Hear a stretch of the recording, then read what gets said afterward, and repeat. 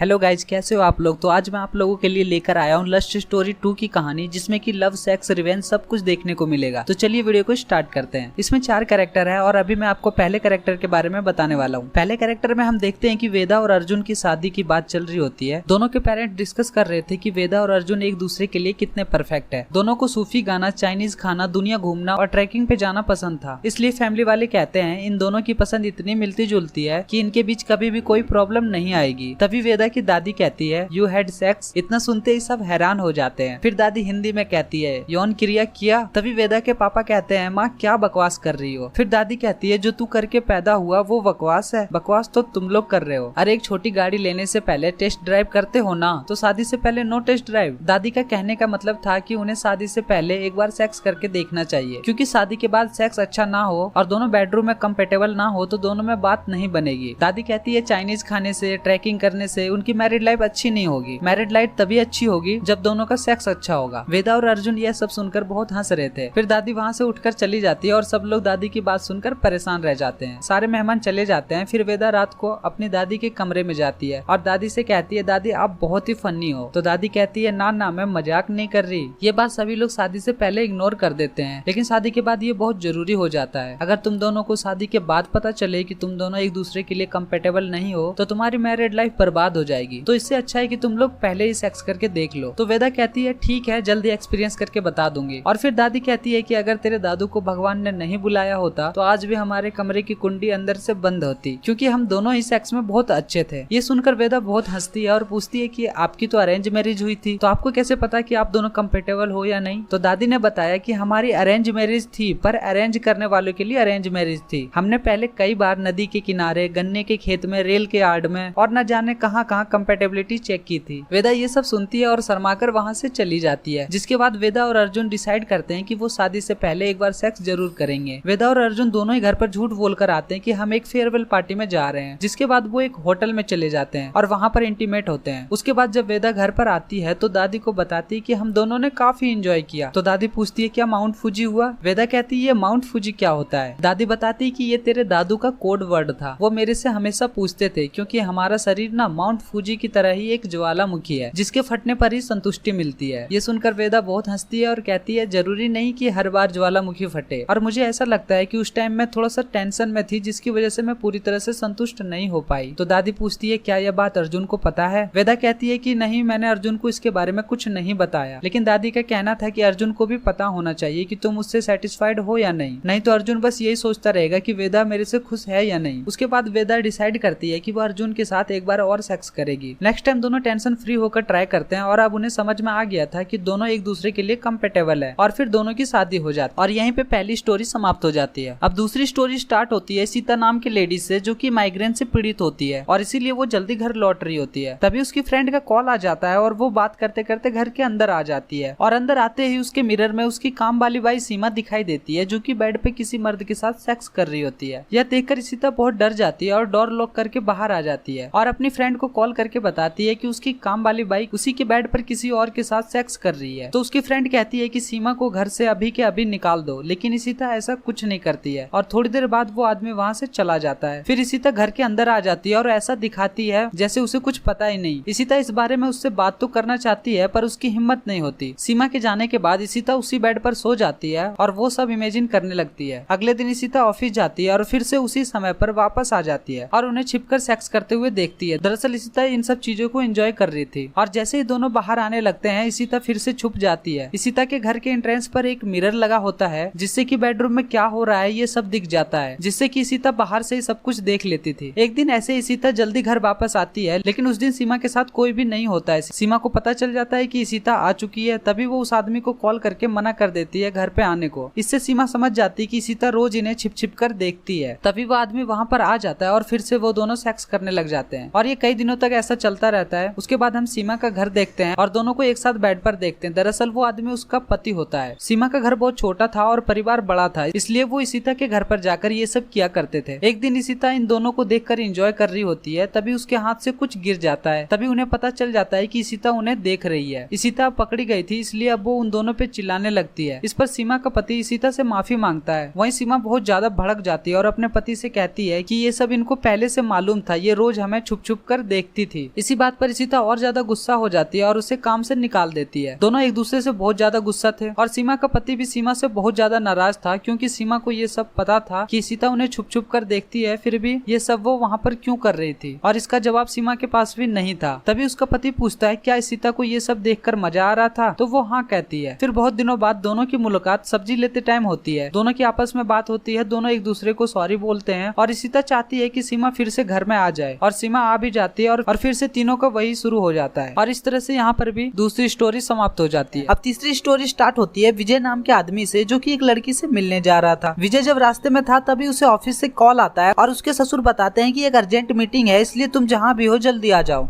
विजय ये सुनकर काफी गुस्सा होता है और अपनी वाइफ को कॉल करके कहता है कि आज जो भी कंपनी है वो मेरी मेहनत के बदौलत पे है और तुम्हारे डैडी मेरे से पूछे बिना कुछ भी करते हैं। लेकिन अंकिता कहती है कि ये सारी बातें डायरेक्टली वो उसके डैडी से कहे, ना कि मेरे से। ये कहकर अंकिता फोन कट कर देती है। फिर विजय उसी लड़की से बात करने लग जाता है जिससे कि वो मिलने जा रहा था। विजय उससे कहता है कि आज मैं तुमसे नहीं मिलने आ सकता क्योंकि आज एक जरूरी मीटिंग है। तभी वो लड़की अपने कपड़े हटाकर कहती है क्या इससे भी ज्यादा जरूरी है। इसी को देखने के चक्कर में विजय का एक्सीडेंट हो जाता है। गाड़ी एक पेड़ से जाकर ठुक जाती है और गाड़ी पूरी तरह से तहस नहस हो जाती है। वो इधर उधर गैरेज ढूंढता है पर उसे गैरेज नहीं मिलता। फिर वह एक लड़के से लिफ्ट लेता है और वो लड़का उसे एक गांव बताता है जहां उसे मैकेनिक मिल सकता था। विजय को वहां मैकेनिक तो मिल जाता है पर उनके पास गाड़ी के पार्ट्स अवेलेबल नहीं होते हैं। विजय कहता है आप एक बार गाड़ी के पास जाके कोशिश करके तो देखो, शायद गाड़ी चल जाए। मैकेनिक गाड़ी के पास चले जाते हैं और विजय कैफे ढूंढता हुआ आगे चला जाता है। तभी उसे वहाँ एक कम्युनिटी सेंटर दिखाई देता है जहाँ पर एक महिला सभी को डांस सिखा रही होती है। विजय जब अंदर जाता है तो वहाँ एक शांति नाम की लड़की थी जो कि सभी को डांस सिखा रही होती है। विजय शांति से बात करना चाहता था लेकिन शांति विजय से बात नहीं करना चाहती थी। तभी विजय पूछता है कि तुम 10 साल पहले कहाँ चली गई थी। दरअसल शांति विजय की पहली पत्नी थी, लेकिन 10 साल वो पहले अचानक से कहीं गायब हो गई थी और विजय को लगा कि वो मर चुकी है। तभी वहाँ पर इंदर नाम का एक आदमी आता है जो कि इंस्पेक्टर होता है और विजय को देखकर उसे ऐसा लगता है कि ये लड़का शांति को छेड़ रहा है। तभी वो उससे सवाल जवाब करने लगता है, लेकिन शांति कहती है कि मैं इसे जानती हूँ और ये मुझे परेशान नहीं कर रहा है। इंस्पेक्टर के जाने के बाद विजय शांति के साथ उसके घर आता है। फिर शांति कहती है मुझे कपड़े चेंज करना है, क्या तुम रुकोगे। विजय कहता है हाँ क्यों नहीं। और जब शांति कपड़े चेंज कर रही होती है तब वो उसे छुप कर देख रहा होता है। शांति के आने के बाद विजय उससे फिर पूछता है कि तुम 10 साल पहले कहाँ चली गई थी। तो शांति कहती है कि मुझे पूरी तरह से याद तो नहीं है, लेकिन जब मैं नर्सिंग होम से वापस आ रही थी तो रास्ते में एक आदमी मिला जो कि नर्सिंग होम का पता पूछ रहा था और गाड़ी में उसकी बीवी थी जो कि जोर जोर से चिल्ला रही थी। तभी मैं उसकी मदद करने के लिए गई। फिर आगे क्या हुआ मुझे कुछ याद नहीं है। फिर मैं पता नहीं यहाँ कैसे आ गई। विजय कहता है तो तुम घर क्यों नहीं आई, तुमने एक कॉल तक नहीं किया। शांति कहती है कि मैं डर गई थी क्योंकि मुझे कोई मारना चाहता था। विजय हैरान होकर कहता है कि भले तुम्हें कोई क्यों मारना चाहेगा, और अभी तुमने बताया कि तुम नर्सिंग होम गई थी, तुम वहाँ आखिर क्यों गई थी, क्या तुम प्रेग्नेंट थी। शांति कहती है हाँ मैं प्रेग्नेंट थी पर मैं तुम्हें सरप्राइज देना चाहती थी इसलिए मैंने तुम्हें नहीं बताया। विजय पूछता है तो फिर हमारा बच्चा कहाँ है। वो कहती है हमने अपना बच्चा खो दिया है। शांति पूछती है तुमने शादी किससे की। तो विजय बताता है कि मैंने शादी अनु से की है जो कि इसकी क्लासमेट होती है और शांति भी अनु को जानती है। और शांति को पहले लगता था कि अनु कहीं न कहीं विजय से प्यार करती है, लेकिन शांति और विजय की शादी हो चुकी थी। विजय कहता है मैं पहले भी तुम्हारा था और आज भी तुम्हारा ही हूँ। ये बोलकर विजय उसके साथ इंटीमेट होने लगता है। तभी शांति कहती है तुम्हें निकलना चाहिए, तुम लेट हो रहे हो। तो विजय कहता है हाँ मैं लेट तो हो रहा हूँ पर अब तुम भी मेरे साथ चलोगी, अनु देखकर तुम्हें बहुत ज्यादा खुश हो जाएगी। तो शांति कहती है वो बिल्कुल खुश नहीं होगी। विजय पूछता है तुम ऐसा क्यों कह रही हो। शांति कहती है कि ये सारी प्लानिंग उसी की थी, शायद उसी ने उस दिन नर्सिंग होम में उन्हें भेजा था जिन्होंने मुझे मारने की कोशिश की। विजय कहता है नहीं ऐसा नहीं हो सकता है। शांति कहती है वो हमेशा से तुम्हें पाना चाहती थी और जब से अनु को पता चला कि मैं प्रेग्नेंट हूँ। तभी विजय कहता है एक मिनट, अनु को कैसे पता कि तुम प्रेग्नेंट हो। तो वो कहती है कि जब हम एक बार पार्टी में गए थे तो वहाँ पे मैंने टेस्ट किया था और गलती से टेस्ट किट वहीं वॉशरूम में छोड़ आई थी और जब मैं दोबारा टेस्ट किट लेने गई तो मैंने वहाँ से अनु को आते हुए देखा और टेस्ट किट को मैंने सीधा रखा था, लेकिन जब मैं दोबारा गई तो वो उल्टा पड़ा था। विजय यह सुनकर शॉक हो जाता है और कहता है अगर हम दोनों उन कपल्स को ढूंढ निकाले तो हमें सच्चाई का पता चल सकता है और फिर हम उसे सजा दिलवा सकते हैं। शांति कहती है उससे क्या हो जाएगा। विजय कहता है उसके बाद हम एक साथ रह सकते हैं और इतना बोलकर दोनों इंटीमेट हो जाते हैं। उसके बाद हम दोनों को बेड पे देखते हैं। तभी शांति कहती है जब तुमने लास्ट बार किया था तब मैं प्रेग्नेंट हो गई थी। तो विजय कहता है इस बार तुम प्रेग्नेंट नहीं होगी और अगर तुम्हें कोई डाउट है तो तुम अपने रेड ब्लू किट में चेक कर लेना। तभी शांति कहती है तुम्हें कैसे पता कि वो रेड ब्लू किट है, मैंने तो इसके बारे में तुम्हें कभी बताया भी नहीं और ये किट तो मेरी फ्रेंड ने कनाडा से लाकर दिया था, ये कंपनी तो इंडिया में अवेलेबल भी नहीं है, तो ये सब तुम्हें कैसे पता, क्या अनु ने बताया। तो विजय कहता है नहीं। अब शांति समझ चुकी थी कि सारी प्लानिंग विजय की ही थी, ये सब उसी ने किया था। तभी विजय उसको फिर से मार देता है। तभी वहाँ इंदर आ जाता है और वह खिड़की से कूदकर अपनी गाड़ी की ओर भागता है और गाड़ी के पास पहुंचकर देखता है कि लोग उसकी डेड बॉडी को बाहर निकाल रहे हैं। तभी वहाँ शांति का भूत आता है और कहती है मैंने मैंने कहा था ना, निकल जाओ वरना लेट हो जाओगे। दरअसल शांति अपना बदला भूत बनकर ले लेती है और ये स्टोरी यहीं पे समाप्त हो जाती है। अब चौथी स्टोरी स्टार्ट होती है राजा शाह नाम के आदमी से, जो कि टेंडर लेने जा रहा होता है। लोग उसे राजा शाह कह के बुलाते हैं क्योंकि वो उस गाँव का जमींदार था और उनका गाँव में एक बहुत बड़ा महल था जिसमें कि उसकी पत्नी चंदा और उसका बेटा रहते थे। लेकिन चंदा का रिलेशन राजा शाह से बिल्कुल भी अच्छा नहीं था। राजा शाह अपनी पत्नी चंदा को हमेशा टॉर्चर करते थे, जिनसे कि चंदा उनसे छुटकारा पाना चाहती थी और चंदा अपने बेटे से बहुत प्यार करती थी और उसे पढ़ाई के लिए लंदन भेजना चाहती थी। लेकिन उसका बेटा मना कर देता है और कहता है अगर मैं चला गया तो तुम्हारा क्या होगा। दरअसल वो अपने बाप को बहुत अच्छे से जानता था। उसका बाप एक ठरकी और शराबी इंसान था। वो सभी औरतों पर गंदी नजर रखता था और यहाँ तक कि वो अपनी नौकरानी के साथ भी जबरदस्ती करता था और उसे पता था कि उसके पिता उसे लंदन जाने के लिए पैसे नहीं देंगे। चंदा कहती है तू पैसों की टेंशन मत ले, तू बस मन लगाकर पढ़ाई कर, तेरे लंदन जाने के बाद मैं भी लंदन आ जाऊंगी। लेकिन ये बात राजा साहब को बिल्कुल अच्छी नहीं लगती और वो चंदा से कहते हैं कि ये लंदन जाने का सपना मत दिखाओ उसे। उसके बाद चंदा एक आंटी को कॉल करती है जो कि रेड लाइट एरिया की हेड होती है और चंदा भी पहले वहीं रहती थी। फिर राजा शाह ने चंदा से शादी कर ली और महल में आ गई। लेकिन चंदा की लाइफ वहीं अच्छी थी और जब से ये महल में आई है उसकी जिंदगी नरक बन गई है। चंदा बस सब कुछ इसलिए सह रही होती है क्योंकि वह चाहती है कि उसका लड़का किसी तरह से लंदन चला जाए और अपनी पढ़ाई पूरी करे। तभी वो आंटी चंदा को बताती है कि हमारे यहाँ पर एक कम उम्र की लड़की को न जाने कौन आदमी उसे बीमारी देकर चला गया, मतलब उस लड़की को एड्स हो गया। उसके बाद चंदा उनसे एक हेल्प मांगती है जो कि आपको एंड में पता चलेगा। तभी हम देखते हैं कि राजा साहब कहीं से आ रहे होते हैं और गाली दे रहे होते हैं क्योंकि इस बार भी राजा साहब को टेंडर नहीं मिलता है। वो जैसे ही घर के अंदर आते हैं उसे घर पर एक नई नौकरानी दिखाई देती है जो कि काफी सुंदर होती है। अब राजा साहब की गंदी नजर रेखा पर पड़ गई थी। अब राजा साहब को रेखा चाहिए, इसलिए वो हमेशा रेखा को किसी न किसी बहाने से अपने पास बुलाते हैं। वो एक दिन रेखा से कहते हैं अगर तुम्हें इस महल में रहना है तो मैं जो कहूँगा वो करना पड़ेगा। रेखा भी मान जाती है और तभी राजा साहब उसे दारू पीने को कहते हैं और वो ना चाहते हुए भी दारू पी लेती है। उसके बाद राजा साहब उसे कपड़े उतारने के लिए कहता है और वो जैसे ही कपड़े उतारने वाली होती है तभी राजा साहब का बेटा वहाँ आ जाता है और राजा साहब वहाँ से चले जाते हैं। उस रात चंदा बहुत ज्यादा खुश थी क्योंकि शायद उसका प्लान सक्सेस होने वाला था। राजा साहब उस दिन भी पीकर आते हैं और चंदा के कमरे में ना जाकर रेखा के कमरे में चले जाते हैं। तभी उसे कमरे में से वो वाली आवाजें आने लगती है जिसे सुनकर चंदा बहुत खुश होती है और यहाँ पे पता चलता है कि चंदा ने उस दिन आंटी से क्या हेल्प मांगी थी। दरअसल चंदा ने उस लड़की को जानबूझकर हवेली में लेकर आई जिसे एड्स की बीमारी थी। वो जानती थी कि राजा साहब नई नौकरानी के साथ भी जरूर कुछ न कुछ करेंगे। चंदा ने जैसे प्लान किया था ठीक वैसा ही हो रहा था, लेकिन ट्विस्ट तो यहाँ पे है यार। तभी चंदा देखती है कि राजा साहब तो दूसरे कमरे में से दारू पीते आ रहे हैं। तब चंदा को पता चल जाता है कि कमरे में रेखा के साथ राजा साहब नहीं बल्कि उनका बेटा है। गाइज मुझे ये वाली स्टोरी बहुत अच्छी लगी। आप लोग बताओ आप लोगों को कौन सी वाली स्टोरी अच्छी लगी।